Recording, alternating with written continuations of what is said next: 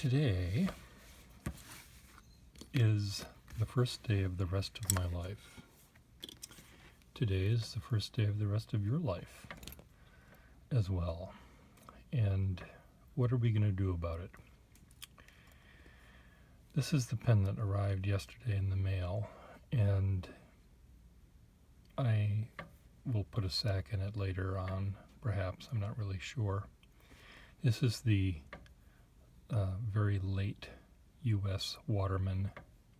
made Waterman during the last gasp of their sort of fountain pen manufacturing in the United States of America.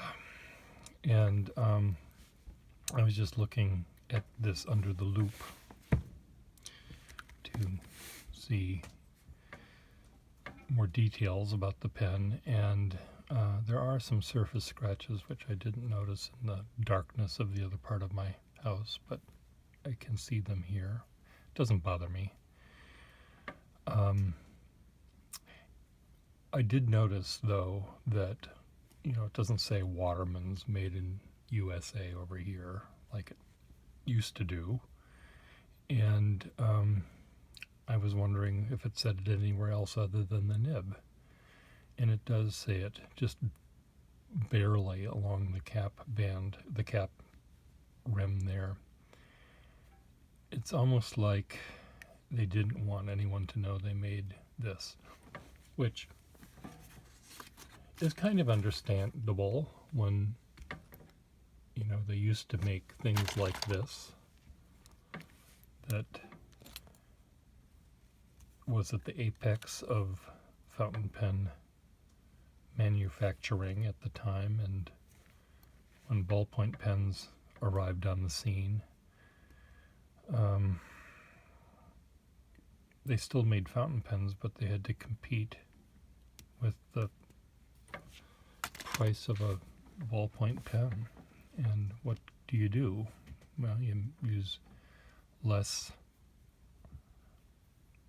interesting plastic or cheaper plastic or something. You don't engrave as nicely. You just make the pen as cheaply as you can, but it still has a gold nib. And if you're going to put a gold nib in a pen, you better make it right, because it did cost some amount of money. So it functions as well, really, I'm sure, as this one from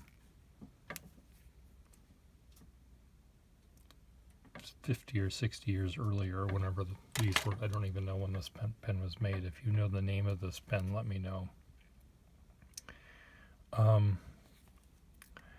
There is something about this pen that does make me feel confident about it, other than the name Waterman, which always is a good thing to see, even as they were going into their last gasp of fountain pen manufacturing in the United States of America. And what is that? It's the nib.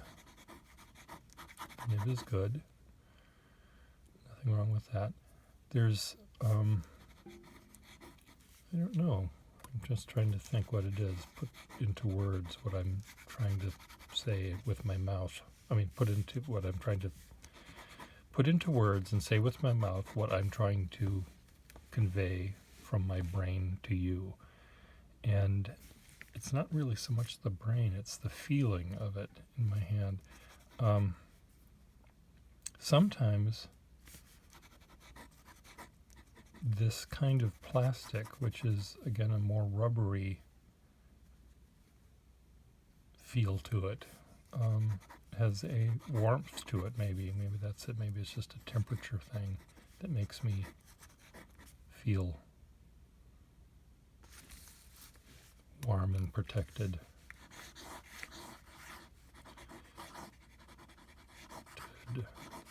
That says protected.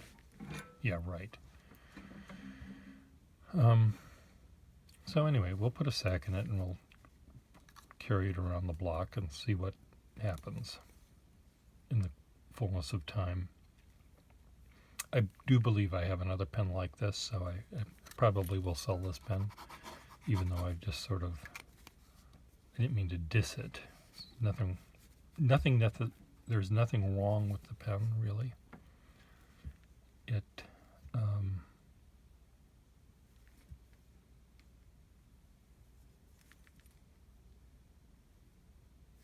It's just, pales when you compare it to what they did before. But if you look at a car from 1955 and you look at a car from 1925, and if you look at a Duesenberg, well, Duesenberg didn't make cars in 1950, so never mind. So I had a dream last night. And I dreamt about not this pen, but a pen just like it, with a curve just like it, except it was in sort of a reddish color. It was more of an orange color, but I dreamt of a Waterman Stately that had a curve, and I thought, oh my God, I've got a black pen just like it. I can fill them up with black and red ink, and I'd be as happy as could be. Now,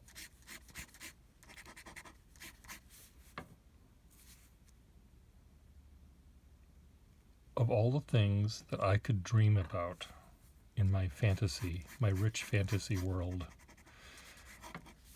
why am I dreaming about a Waterman pen that's warped when I could be dreaming about something else? I remember once I was describing to a cashier at a local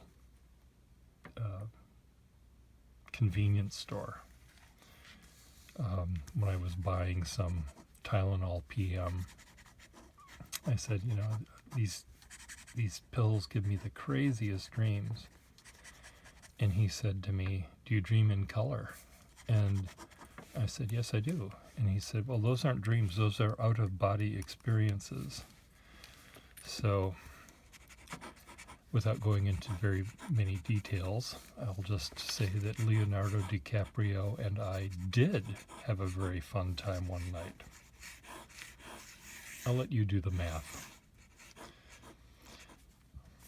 But I told that to my boyfriend at the time, and at some point he had gotten into my wallet and taped a picture of Leonardo DiCaprio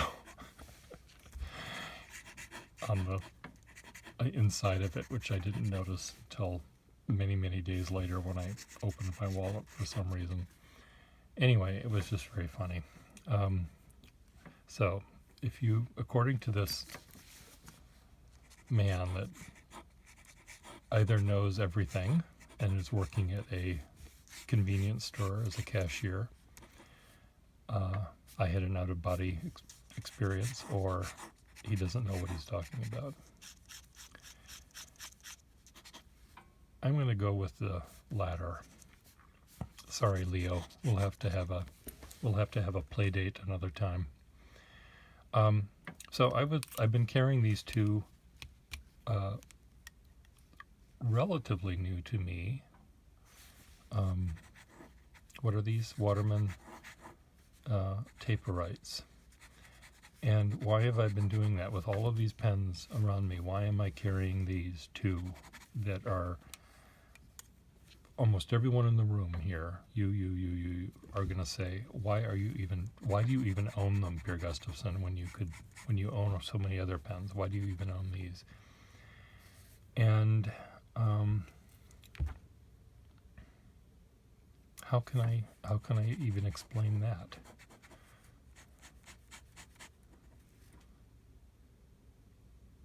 I don't know. I mean, these do have lovely nibs, both of them. Their limited flexibility that they have sort of focus my attention on what I'm writing, even though you can't see that here. When I'm actually writing or drawing. They sort of focus my attention in a way that a flexible nib doesn't. But also because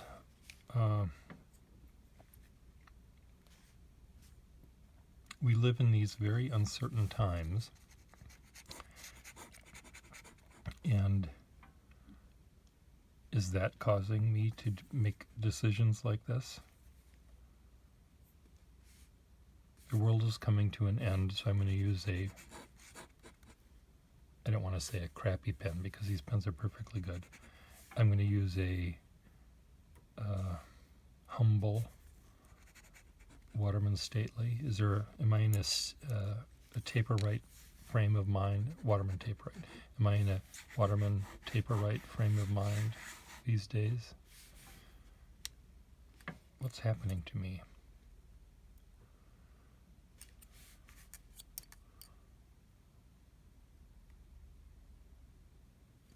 Why? Can you explain this? Why am I wearing these pens? Why am I carrying these pens? I'm not carrying them to impress people from 6 feet away. I'm not doing that. I'm not doing calligraphy these days. I'm occasionally drawing, and I'm drawing generally for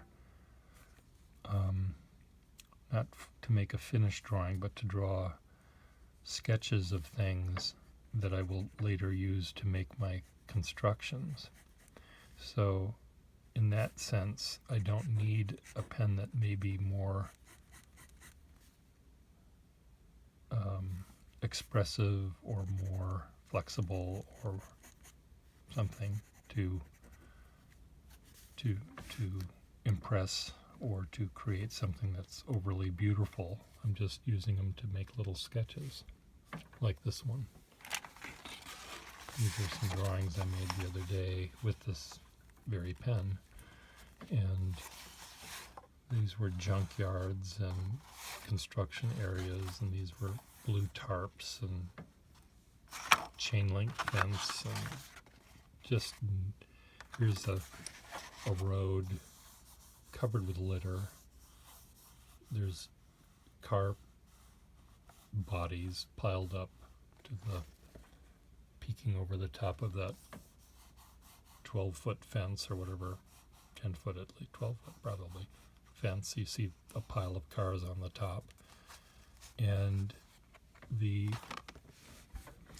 this pen was the right pen to draw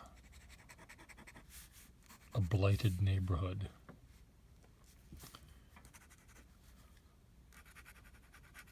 Maybe I should go to that same area and bring a pen that's a little fancier out and see what kind of drawing I would do of that same area. I'm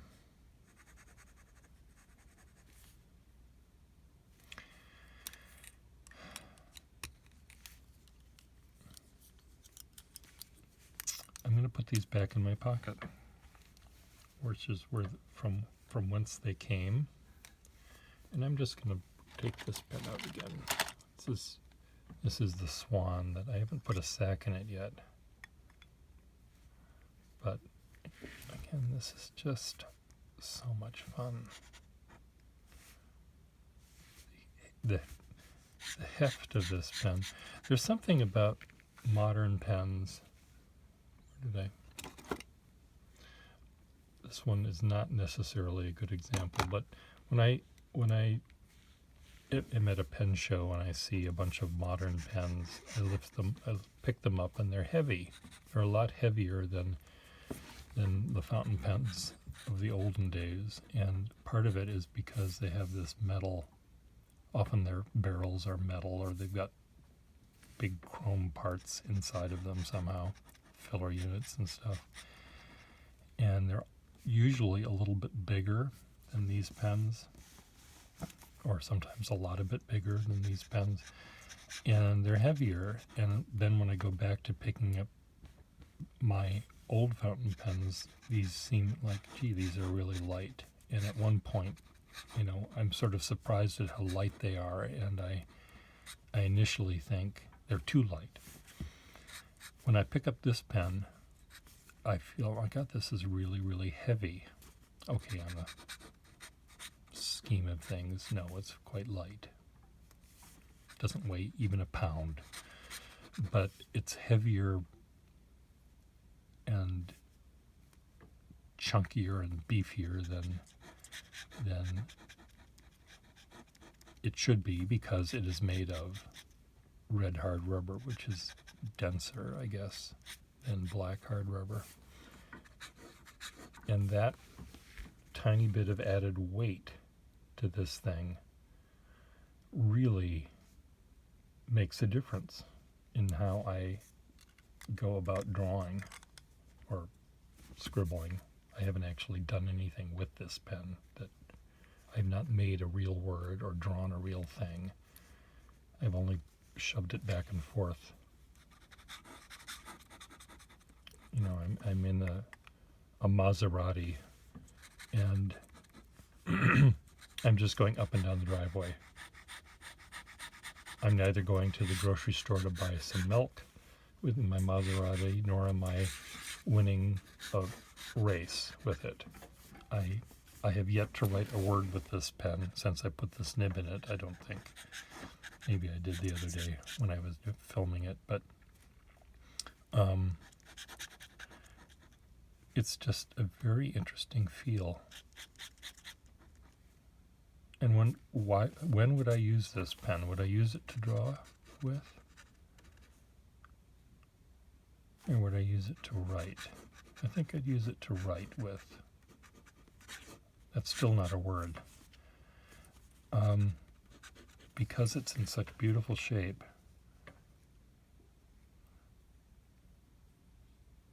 and because red hard rubber is kind of brittle, I don't think I would trust myself to carry this around with me. I think I'd leave it on my desk. So I probably would use it for writing rather than drawing. This desk is mainly used for, well, I use it for drawing, but this is mainly used for calligraphic purposes, which has not been happening. I've not been getting phone calls to calligraph wedding invitations because no one's getting married anymore. Here's another stately. Does this have ink? Taper right. This does not have ink in it. Maybe I can retire this one.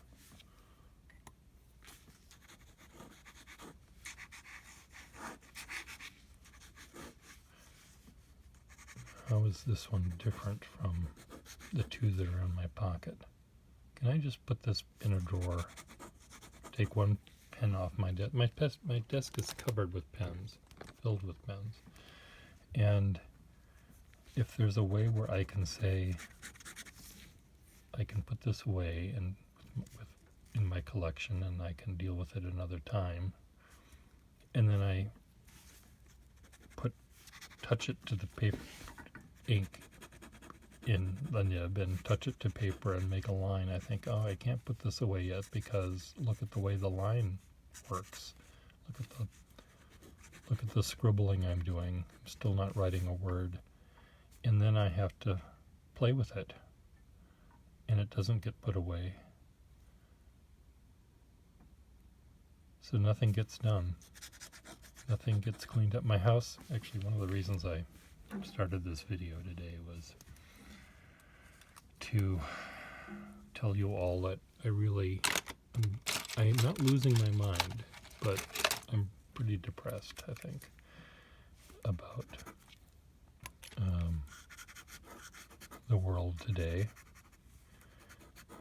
Maybe I just need a nice tumbler full of Clorox to get myself going, help the Prozac along. Look at those teeth marks. So maybe that's it. Maybe I just need some more Clorox in my system. No, today I'm going to I'm finally today, I think I'm going to move my winter clothes off the floor, whether they're clean or dirty, and put them in bags and put them in the storage pile in my house, and try to find my summer clothes and put them on the floor in a pile. Now get them washed, and just pretend that we're moving forward in time toward summer. And in doing that, also do some cleaning of my house. I had planned on hosting a potluck at the beginning of April, and because of this COVID thing, I've been unable to do that, and everything completely went to pot, and I have not been doing what I should be doing to tidy my life and my place up. But I have been making art. I have been doing that, which I like. I have been making videos, which I sometimes like. And so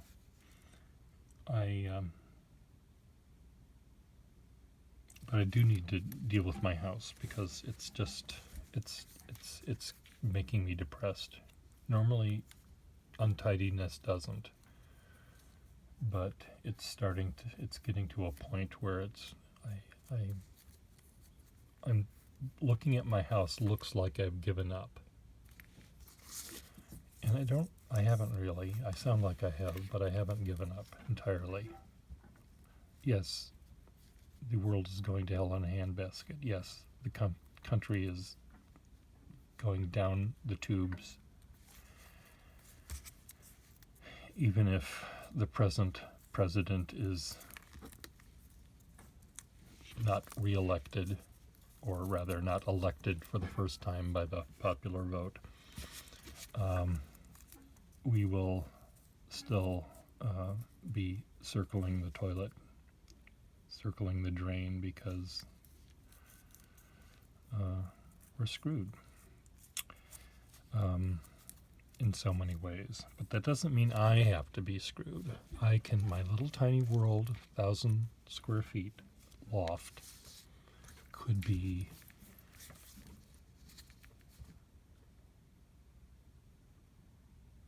my little universe, safe from the craziness that's happening outside. And I could get that in order so that I'm happy. What do you think? Is that going to make you happy if you lived in a tidy 1,000 square foot place filled with 5,000 fountain pens? That sounds like paradise, doesn't it?